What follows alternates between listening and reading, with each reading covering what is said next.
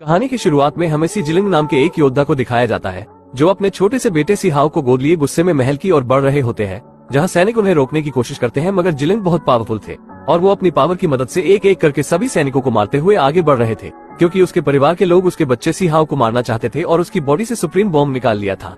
सी yuan जिलिंग से कहता है कि तुम्हें हमारे परिवार के कल्याण के लिए अपने बच्चे की बलि देनी होगी। जिलिंग को इससे बहुत गुस्सा आता है और वो उससे लड़ाई करने लग जाता है। सी युआन जिलिंग के बच्चे को मारने की कोशिश करता है मगर जिलिंग अपने हाथों से तलवार पकड़ लेता है, जिसे देखकर वह जिलिंग की वाइफ किन यिन यंग भी आ जाती है, जो भी जिलिंग के साथ मिलकर युआन पर हमला करने लगती है। युआन समझ गया था कि वो उनसे जीत नहीं पाएगा, इसलिए वो अपनी लाइन पावर को एक्टिवेट करने लगता है। ये देखकर जिलिंग भी अपनी ड्रैगन पावर की मदद से ड्रैगन को बाहर निकाल लेता है और किन यिन यंग भी अपनी पावर से उस ड्रैगन को और भी ज्यादा पावरफुल बना देती है। मगर ये सीन यही कट हो जाता है। फिर हम कुछ साल बाद स्टोन विलेज नाम के एक गाँव को देखते हैं जो भगवान लियो द्वारा एक सील से प्रोटेक्ट था ताकि कोई भी ताकतवर जानवर स्टोन विलेज के लोगों को नुकसान न पहुंचा पाए। अगली सुबह स्टोन गांव के सभी बच्चों को स्टोन विलेज के मुखिया सी यूनफेंग खुद की आत्मरक्षा के लिए ट्रेन कर रहे होते हैं। वो सभी बच्चों से कहते हैं कि जल्द ही उठकर कड़ी मेहनत करने से हमारी मांसपेशियां मजबूत होती है। उन सभी बच्चों में सी हाओ भी होता है जो अब बड़ा हो गया था और वो काफी फुर्तीला और मेहनती था, क्योंकि जब मुखिया उस पर वार करते हैं तो वो उनके वार को संभाल लेता है, मगर जब वो जोंग बाओ पर हमला करते हैं तो वो उनके वार को संभाल नहीं पाता और नीचे गिर जाता है। इसलिए मुखिया उसे कहते हैं कि भले ही सी हाओ तुमसे उम्र में छोटा हो लेकिन वो सबसे मेहनती है, जिस पर सी हाओ जोंग बाओ का मजाक उड़ाता है। मुखिया सभी बच्चों को बताते हैं कि हमारे आसपास का जंगल काफी बड़ा और असीम है जहाँ कई प्राचीन जानवर निवास करते हैं, इसलिए अगर तुम सभी मेहनत नहीं करोगे तो उन जानवरों से नहीं लड़ पाओगे। फिर हमें स्टोन विलेज के कुछ शिकारी योद्धाओं को दिखाया जाता है जो छिपकर 2 सिर वाले अग्नि गैंडे पर नजर रख रहे थे ताकि वो उसका शिकार कर सके। तभी आशान शिकारी दल के मुखिया सी लिंगू से कहता है कि एक गेंडा कई महीनों तक हमारे गांव की खाने की समस्या को पूरी कर सकता है और हम बच्चों की औषधि स्नान के लिए इसके सार का इस्तेमाल कर पाएंगे। ये कहकर वो उस गेंडे पर हमला करने के लिए जाता है, लेकिन वो गेंडा उसे लात मारकर दूर फेंक देता है। ये देखकर सी लिंगू अपने सभी साथियों के साथ मिलकर उस गेंडे पर हमला करने लग जाते हैं और अपने पर्चे से उसे नीचे गिरा देते हैं। सी लिंगू सभी से कहता है कि ये गेंडा मरने वाला है, जिसके बाद सभी एक साथ मिलकर हमला करने लगते हैं। मगर तभी वहाँ ब्लू स्केल ईगल भी उस गेंडे का शिकार करने आ जाती है। गेंडा भी अपनी फायर पावर से उस पर हमला करता है, लेकिन ब्लू ईगल उसे अपने पंजों में दबाकर ले जाने लगती है। ये देखकर आशान बहुत हैरान होता है कि आखिर ब्लू ईगल उनके इलाके में कैसे आ गई, क्योंकि वो कभी इस इलाके में शिकार करने नहीं आती थी। ईगल उस गेंडे को मारने के लिए जमीन पर रगड़ती है, जिससे जमीन पर आग लग जाती है। सी लिंगू अपने सभी साथियों के साथ छिपे होते हैं ताकि ईगल उन्हें देख ना सके, मगर जब सी फिजी आओ के पैर में आग लगती है तो वो जोर जोर से चिल्लाने लगता है, जिससे ईगल को उन सभी की मौजूदगी का पता चल जाता है और वो सी फिजी आओ पर हमला करने के लिए आती है। आशान सी लिंगू से कहता है कि मैं ईगल का ध्यान भटका लूंगा और वो ईगल को अपनी तरफ बुलाकर वहाँ से भागने लगता है, जिससे सी लिंगू अपने साथियों के साथ ईगल को मारने के लिए उसके पीछे भागने लगता है। लेकिन तभी वहाँ मौजूद ज्वालामुखी फट जाता है और आसमान से आग की बारिश होने लगती है, जिससे सब लोग बचकर भागने लगते हैं। ये देखकर ईगल भी वहाँ से भाग जाती है। फिर हमें कुछ समय के बाद का सीन दिखाया जाता है जहाँ सी लिंगू अपने साथियों के साथ उस मरे हुए गेंडे को लेकर स्टोन विलेज पहुँच जाते हैं। उन्हें देखकर मुखिया और सभी बच्चे बहुत खुश होते हैं। सी लिंगू सभी को बताता है कि पर्वत देवता क्रोधित हुए और उन्होंने ईगल को डरा दिया, जिससे हम इस गेंडे का शिकार कर पाए। सभी बच्चे अपने अपने पिता के पास जाकर उनकी तारीफ करते हैं, लेकिन ये देखकर सी हाओ दुखी हो जाता है क्योंकि उसके माता पिता उसके पास नहीं थे। सी जिलिंग और किन यिन यंग उसे स्टोन विलेज में ही छोड़कर चले गए थे। सी हाओ दुखी होकर बैठ जाता है और अपने माता पिता को याद करने लगता है, जिसे देखकर मुखिया यूनफेंग उसके पास आते हैं। मुखिया को देखकर सी हाओ पूछता है कि मेरे माता पिता कब वापस आएंगे, जिस पर यूनफेंग उसे बताते हैं कि वो अब नहीं आएंगे, वो हमसे काफी दूर चले गए हैं। सी हाओ कहता है कि क्या वो मुझे नहीं चाहते, जिस पर यूनफेंग कहते हैं कि तुम उन्हें बहुत पसंद हो, जिसके बाद वो उसे अपने साथ ले जाते हैं। फिर हमें दिखाया जाता है कि गांव के सभी लोग एक पहाड़ के पास भगवान लियो से प्रार्थना करने के लिए जाते हैं। वहां पर यूनफेंग भगवान लियो से प्रार्थना करते हैं कि आप हम सभी स्टोन विलेज के निवासियों को आशीर्वाद दें कि हम सब बिजली और तूफान से भी तेज हो जाए और हम गांव में आने वाली किसी भी परेशानी का सामना कर सके। जीवन और मृत्यु की परवाह करते हुए आगे बढ़ते रहे, आप हमें ऐसा आशीर्वाद दीजिए। अगले दिन सभी बच्चों को औषधि स्नान कराया जाता है। यूनफेंग बताते हैं कि इसमें 2 सींगों वाले गेंडे के सार से बनाई गई दवा डाली गई है, जिसे आप सभी को सहन करना होगा, जिससे आपकी हड्डियां जानवरों की समान मजबूत हो जाएगी। सी हाओ यूनफेंग से कहता है कि क्या हम औषधि स्नान के बाद दूध पी सकते हैं। यूनफेंग कहते हैं कि हाँ, तुम चिंता मत करो, जितना चाहे उतना दूध पी लेना, जिस पर सी हाओ कहता है कि ठीक है, मैं इसे सहन कर लूंगा।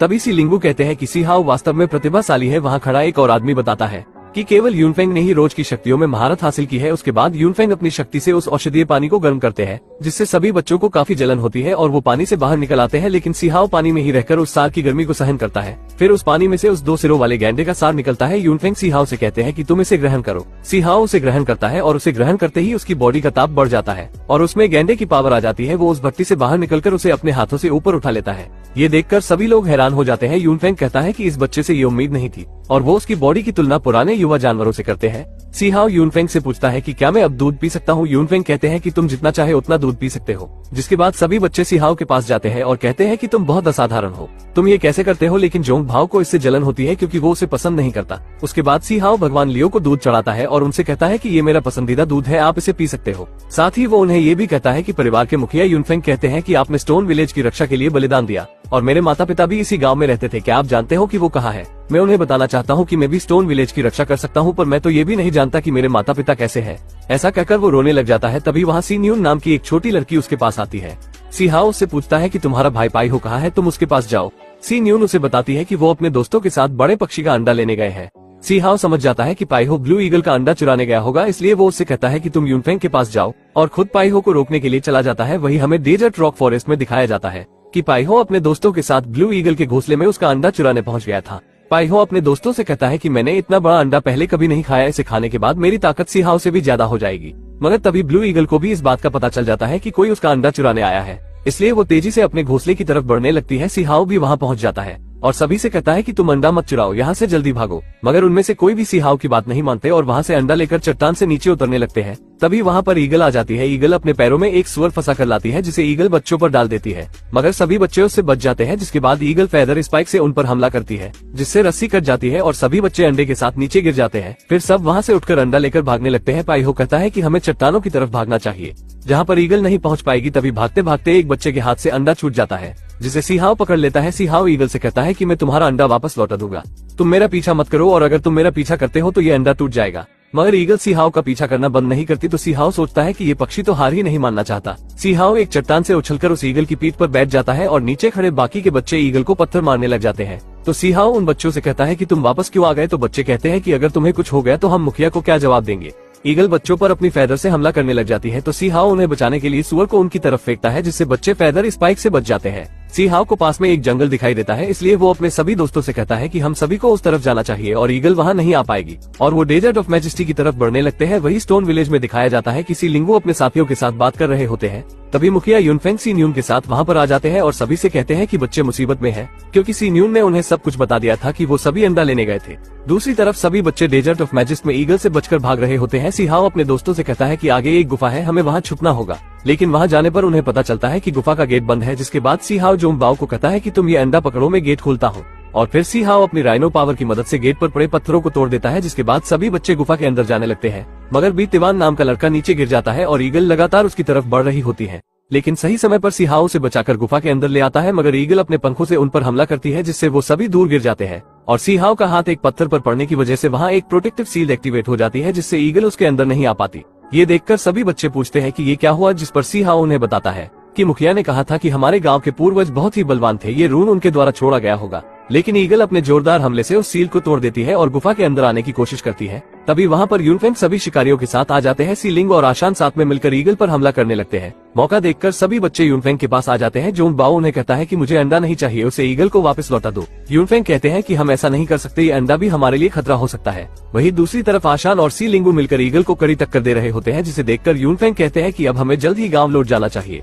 जिसके बाद वो सभी गांव की तरफ भागने लगते हैं, लेकिन ईगल को भी इस बात का पता चल जाता है, इसलिए वो उनके पीछे जाने लगती है। यूनफेंग बच्चों के साथ स्टोन विलेज की एंट्रेंस पर पहुंच जाते हैं, मगर ईगल भी वहां आ चुकी थी, इसलिए सीलिंगू और आशान उसे रोकने की कोशिश करते हैं और उस पर जोरदार हमला करके नीचे गिरा देते हैं।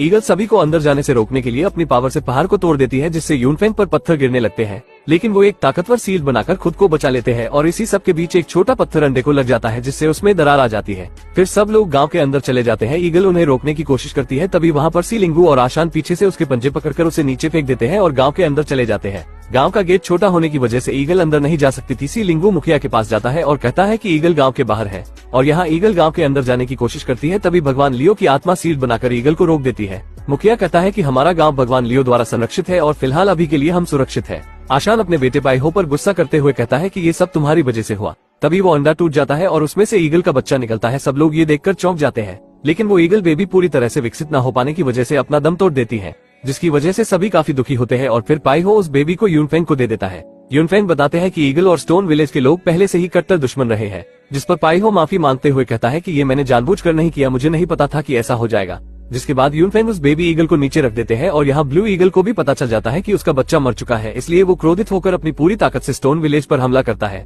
और उस सील को तोड़ देती है, जिससे सभी काफी डर जाते हैं। और ईगल अपने बेबी के पास आती है और उसे उठाने की कोशिश करती है, मगर इससे कोई फायदा नहीं होता। तभी वहाँ लीफ में भगवान लियो की आत्मा आती है और उस बच्चे को फिर से जिंदा कर देती है, जिससे ब्लू ईगल और बाकी सभी बहुत खुश होते हैं। यूनफेंग कहते हैं कि भगवान लियो ने सिर्फ बेबी ईगल को नहीं बचाया बल्कि उसे पुनर्जन्म दिया है। फिर सी हाओ बेबी ईगल के पास जाता है और कहता है कि अब तुम ठीक हो और मुझे आज के लिए वास्तव में खेद है, क्या आप मुझे माफ कर सकते हो? मैं वादा करता हूँ कि दोबारा ऐसा नहीं होगा। बेबी ईगल सी हाओ को माफ कर देता है, जिसके बाद सी हाओ उसे अपने हाथों में उठाकर उसके साथ खेलने लगता है। तभी वहाँ पर एक आदमी आकर मुखिया से कहता है कि पहाड़ों के घातक जाल ज्यादा पुराने होने की वजह से नष्ट हो गए हैं, मैं हाल ही में उन्हें ठीक करने की कोशिश कर रहा हूँ। तभी मुखिया कहते हैं कि आखिर वो समय आ ही गया, जिसके बाद हमें जंगल के गहरे इलाके में एक पवित्र कब्र दिखाई जाती है, जिसकी तरफ एक प्राचीन लान बढ़ रहा होता है, मगर वो काफी कमजोर हो चुका था। तभी वहाँ बहुत सारे जानवर आकर उसे घेर लेते हैं और इसी के साथ ये एपिसोड यहीं पर ही खत्म हो जाता है। दोस्तों, अगर आप इसका अगला एपिसोड भी जल्द ही देखना चाहते हो तो वीडियो को लाइक करके चैनल को भी जरूर सब्सक्राइब करें और कमेंट में पार्ट 2 जरूर लिखें। हम जल्द ही मिलेंगे आपसे अगली ऐसी ही धमाकेदार वीडियो में, तब तक के लिए गुड बाय।